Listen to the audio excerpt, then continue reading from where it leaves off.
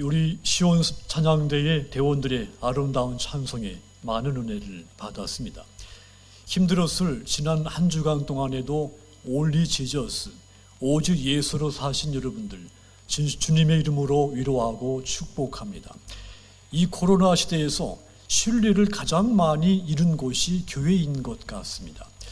일부 이 극단적인 목회자들과 교인들이 이 코로나 바이러스에 대해서, 이 바이러스 방역 정책에 대해서 그릇된 가치 판단을 가지고 행동함으로써 교회발 감염자들이 끊임없이 멈추지 않고 있기 때문이죠.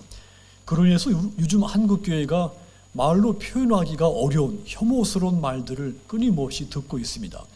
또 교회야 우리가 들어서는 안 될 소리를 지금 듣고 있죠.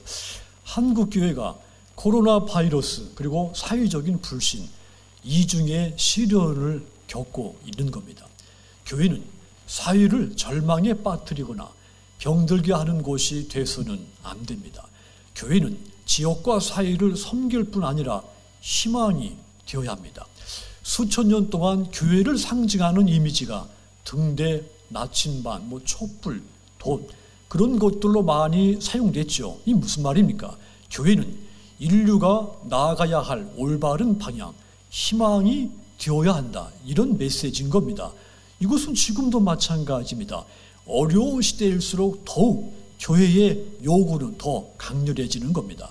저는 우리 교회가 이 어려운 시대일수록 더욱 영적으로, 지식적으로 건강한 교회, 이 사회에 희망을 주는 교회, 올바른 방향으로 모든 사람들을 이끌어주는 그런 교회가 되기를 지금 기도하고 있습니다. 그런 교회가 되기 위해서는 하나님이 여러분들 속에 선물로 주신 믿음을 따라 행하시기를 주님의 이름으로 부탁을 드립니다. 여러분 안에 있는 믿음의 역사가 여러분들의 삶을 주도하게 그 믿음에 여러분을 의지하시기를, 맡기시기를 부탁을 드립니다. 믿음은 가만히 또는 죽은 것처럼 하고 있는 법이 없습니다. 믿음은 죽은 믿음이 있고 산 믿음이 있습니다. 죽은 믿음은 나의 과거나 현재나 아마도 내 미래에도 아마 그대로일 겁니다. 하지만 이 살아있는 믿음은 그렇지 않습니다. 마치 살아있는 생물체 같이 끊임없이 움직입니다. 멈추지 않고 역사를 하죠. 하나님께서 믿는 사람 속에서 역사하시기 때문입니다. 우리가 누군가를 사랑하게 되면 그를 만나고 싶어 하게 되죠. 좋은 일이 생기면 그가 가장 먼저 생각이 나게 됩니다. 그 사람에게서 받았다면 이제는 주는 것을 더 좋아하게 됩니다. 내 안에 있는 사랑이 나를 움직이는 거죠.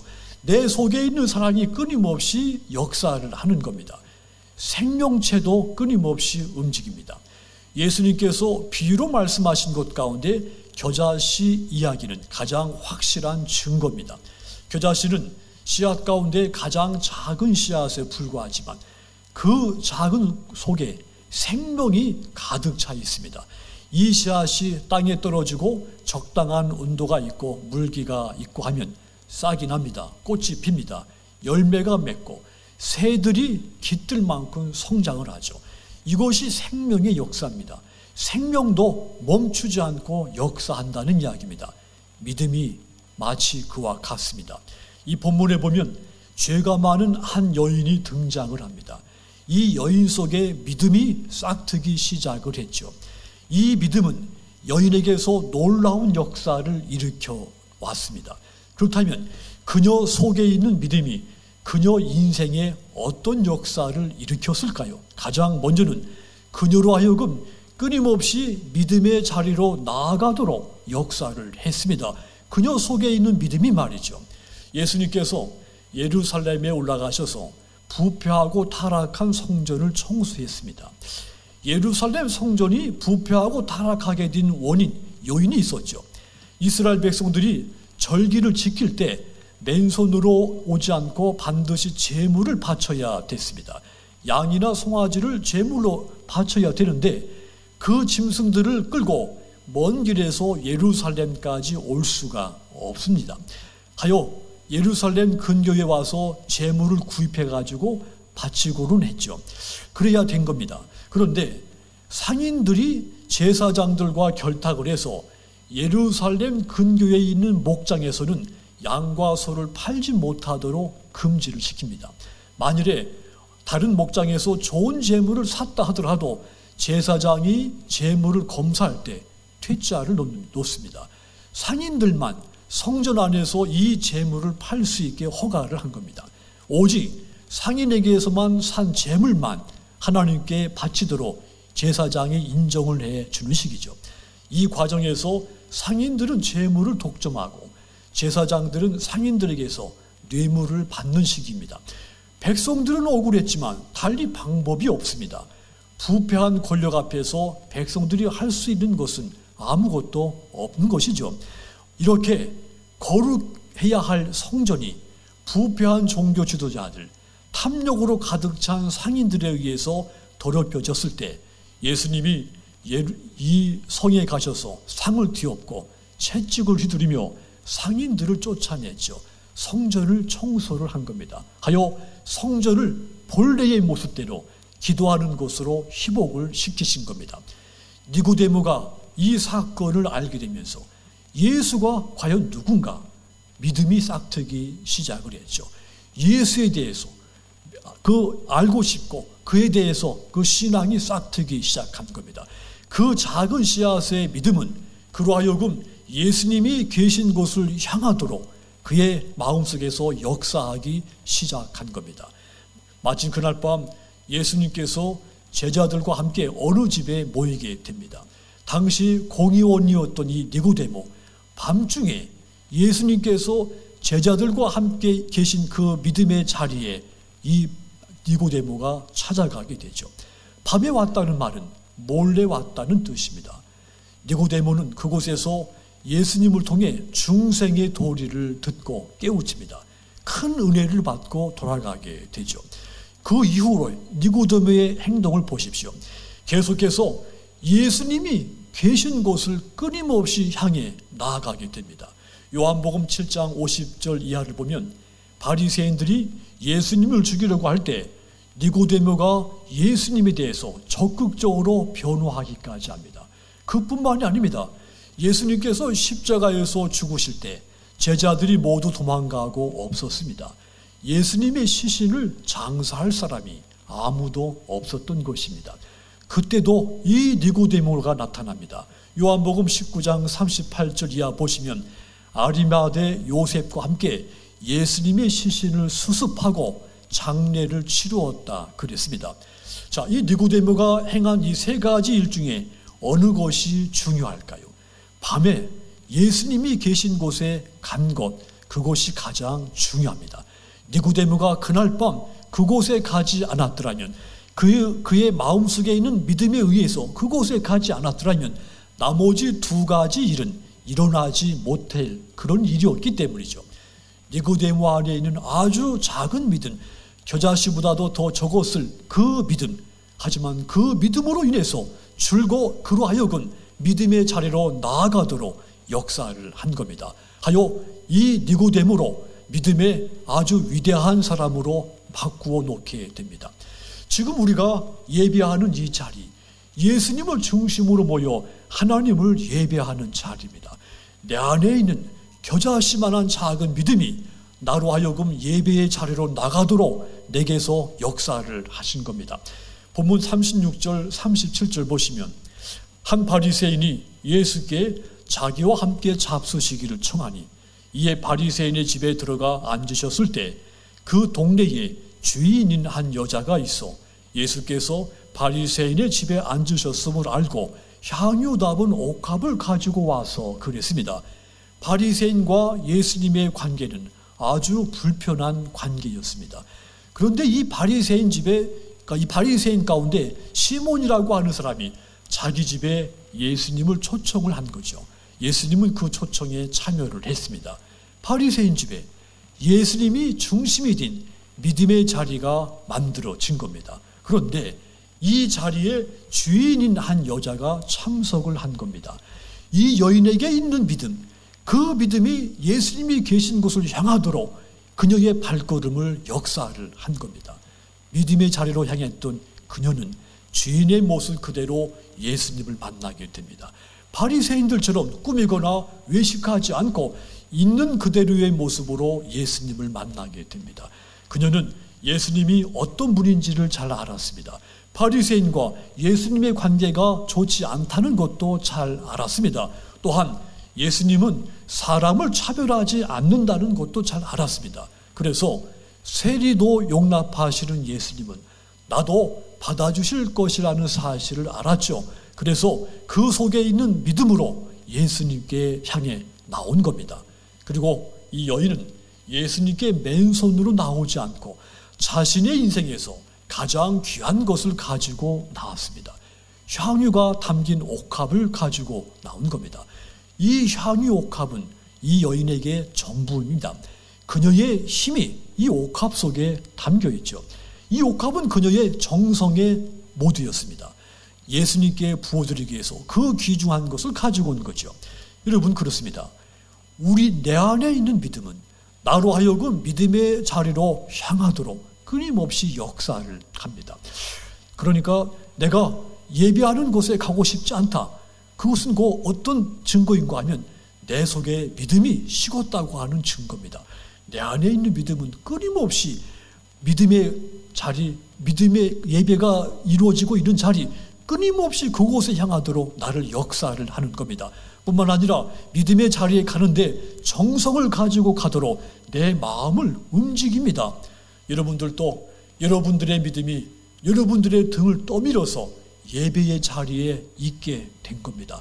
또한 여러분들에게 가장 소중한 정성을 드리도록 여러분들을 역사를 한 겁니다.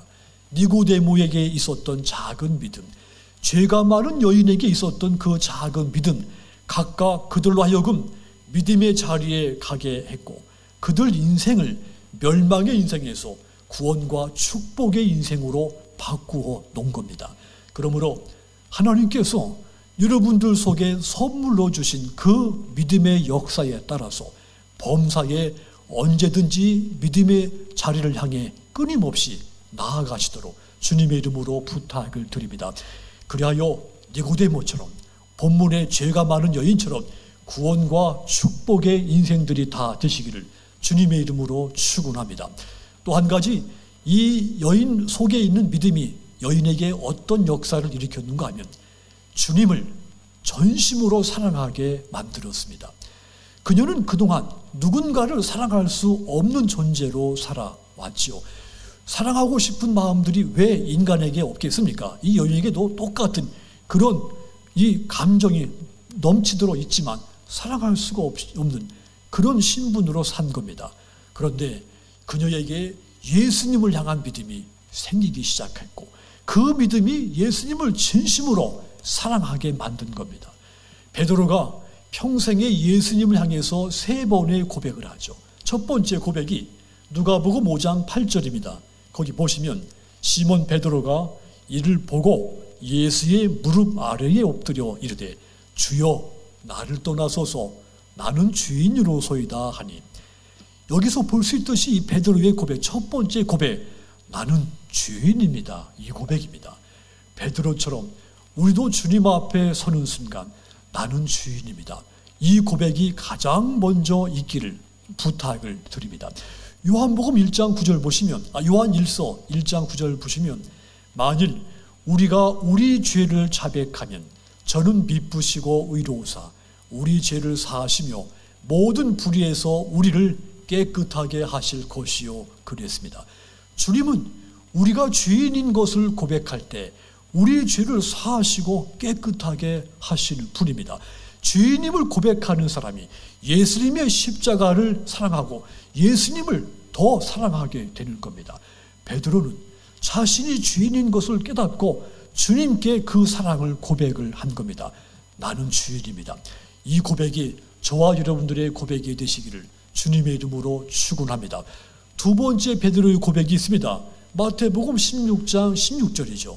시몬 베드로가 대답하여 이르되 주는 그리스도시요 살아계신 하나님의 아들이시니라. 주님은 구원자시며 살아계신 하나님의 독생자, 주님만이 나와 모든 사람들의 구원자가 되신다 고백을 한 거죠. 사도행전 4장 12절은 이것을 더 확대한 말씀이죠. 다른 이로서는 구원을 받을 수가 없나니 천하 사람 중에 구원을 받을 만한 다른 이름을 우리에게 주신 일이 없음이라 하였더라. 하나님은 아들이신 예수 위에 구원받을 다른 이름을 우리에게 주신 적이 없습니다. 우리는 예수님 한 분만이 나의 구원자 되심을 고백하는 믿음이 있어야 됩니다. 이 베드로의 고백이 오늘 여러분들의 고백 되시기를 부탁을 드립니다. 세 번째 베드로의 고백이 있습니다. 요한복음 21장 15절이죠. 그들이 조반 먹은 후에 예수께서 시몬 베드로에게 이르시되 요한의 아들 시몬아 네가 이 사람들보다 나를 더 사랑하느냐 하시니 이르되 주님 그러하나이다. 내가 주님을 사랑하는 줄 주님께서 아시나이다. 이르시되 내 어린 양을 먹이라 하시고 그랬습니다. 내가 주님을 사랑합니다. 이 고백이죠. 예수님은 이 고백을 듣고 베드로에게 내 양을 먹이라 이렇게 말씀을 했습니다. 베드로에게 사명을 준 겁니다. 이 말은 곧 예수님을 사랑할 때 예수님의 양을 또한 사랑할 수 있다는 뜻입니다. 예수님을 사랑하지 않으면 절대로 예수님의 양을 사랑할 수 없다는 뜻입니다. 그래서 예수님께서 사랑한다는 고백을 들으시고 내 양을 먹이라는 사도의 사명을 준 겁니다. 하여 이 어부 베드로가 사도 베드로가 될 수 있었던 겁니다. 그렇다면 여러분, 베드로가 예수님을 사랑한다고 고백한 것은 어떤 이유가 있었을까요? 어떤 원인, 요인이 있었을까요? 아닙니다. 베드로에게 믿음이 점점 더 깊어지면서였습니다. 믿음이 베드로 속에서 예수님을 뜨겁게 사랑하도록 역사를 한 겁니다. 오늘 본문도 보십시오. 38절부터 49절 사이 보시면 예수님 중심으로 모인 자리가 어떤 자리입니까? 바리새인의 집이었습니다. 죄가 많은 여인은 들어갈 수 없는 자리였습니다. 하지만 그녀는 포기하지 않고 예수님이 계신 곳을 향해 그는 멈추지 않고 간 겁니다. 예수님 앞으로 갈 수 없는 그녀는 예수님의 뒤로 와서 한없이 울고 또 울었습니다. 여인이 흘린 회개의 눈물이 예수님의 발을 적셨습니다. 눈물의 회개는 더 이상의 말이 필요 없는 고백인 겁니다. 눈물로 회개의 고백을 드린 이 여인, 사랑을 고백하기 시작하죠. 예수님의 발이 젖었을 때 이 여인은 자신의 머리털로 예수님의 발을 닦았습니다. 여자의 머리카락은 여자의 자존감이고 영광입니다. 죄 많은 여인, 자신의 그 자존감이자 영광인 이 머리카락으로 예수님의 더러워진 그 발을 씻었습니다. 그리고는 먼지가 많이 묻어있는 예수님의 발, 냄새가 많이 나는 예수님의 발에 입맞추기를 멈추지를 않았습니다. 계속해서 입맞춥니다. 그리고는 옥합을 깨서 향유 전부를 부었습니다. 여인이 예수님 향해서 최고의 사랑을 표현한 겁니다. 여인에게 있는 작은 믿음, 겨자씨보다도 적었을 만한 그런 믿음이 그녀로 하여금 예수님을 전심으로 진심으로 사랑하게 만든 겁니다. 그런데 이 거룩하고 경건한 순간에 예수님을 자기 집으로 초청했던 바리새인 시몬은 이 광경, 이 아름답고 멋진 모습을 보고 비판을 하죠. 39절 보시면 예수를 청한 바리새인이 그것을 보고 마음에 이르되 이 사람이 만일 선지자라면 자기를 만지는 이 여자가 누구며 어떠한 자 곧 주인인 줄 알았으리라 하거늘. 만일 이 사람 예수가 선지자라면 지금 자신의 몸을 만지는 이 여인이 죄인이라는 것을 알았을 것인데 왜 이 여자를 거절하지 않느냐, 이런 이야기죠. 그러자 예수님이 시몬의 속마음을 아시고 그에게 묻습니다. 내가 네게 할 말이 있다 하며 빚진 자의 비유를 말씀을 한 겁니다. 빚을 주는 사람에게 빚을 지는 사람 둘이 있었는데 한 사람은 500데나리온, 한 사람은 50데나리온을 빚을 졌다는 이야기죠. 둘 다 갚을 길이 없었습니다. 그래서 빚을 주는 사람이 빚을 지는 사람 두 사람 모두 탕감을 해 준 겁니다. 그랬을 때 빚을 진 사람 둘 중에 누가 더 빚을 준 사람을 더 사랑하겠느냐? 예수님이 시몬에게 물은 겁니다. 바리새인 시몬이 내 생각에는 많이 탕감받은 사람이 더 사랑할 것입니다. 예수님이 네 말이 옳다. 그러니까 죄가 많은 여인이 빚을 더 많이 가진 자였고 그래서 더 많이 탕감받은 자였고 그래서 나를 더 사랑한다는 메시지입니다. 여인은 예수님을 향한 최고의 사랑 표현을 한 거죠. 하지만 바리새인 시몬 기본적인 사랑도 표현하지 않았습니다. 손님에게 마땅히 씻을 물을 제공해야 하는데도 최소한의 사랑도 표현하지를 않은 겁니다. 믿음이 없는 시몬, 예수님을 사랑하지 않았습니다. 작은 믿음이라도 있는 이 여인, 예수님을 진심으로 사랑한 겁니다. 여인 안에 있는 이 믿음이 예수님을 진심으로 사랑하도록 역사를 했다는 이야기입니다. 우리는 죄를 탕감받은 사람들입니다. 겨자씨만한 믿음으로 주님 앞에 나왔지만 주님은 우리를 외면하지 않으셨습니다. 죄를 사해 주시고 눈물을 닦아 주시고 우리의 마음을, 가난한 마음을 위로해 주셨습니다. 그리고 내 안에 주님을 사랑하는 그 마음을 품게 역사를 했습니다.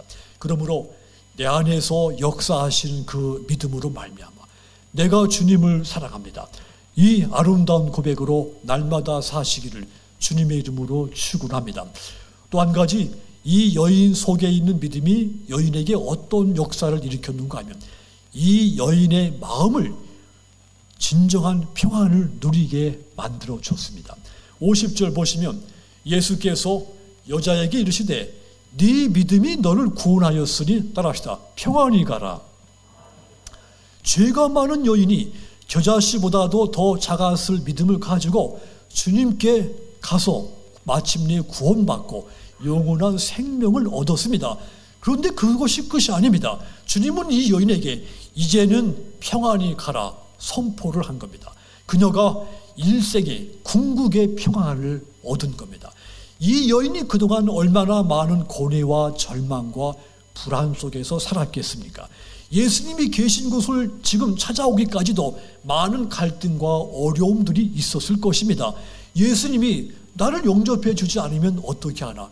마음의 갈등이 있었을 것이고 집주인 시몬이 거절을 당하면, 하인들이 거절하면 어떻게 내가 예수님이 계신 곳까지 갈 수 있겠는가? 물리적으로 겪게 될 그 모든 갈등들, 이 여인이 이곳에 오기까지는 쉽지가 않았습니다. 그런 과정을 다 극복하고 예수님을 만났을 때 내 믿음이 너를 구원했으니 평안히 가라. 천국의 말씀을 듣게 된 겁니다. 우리가 느낄 평안과 이 여인이 느낄 평안은 같을 수가 없습니다.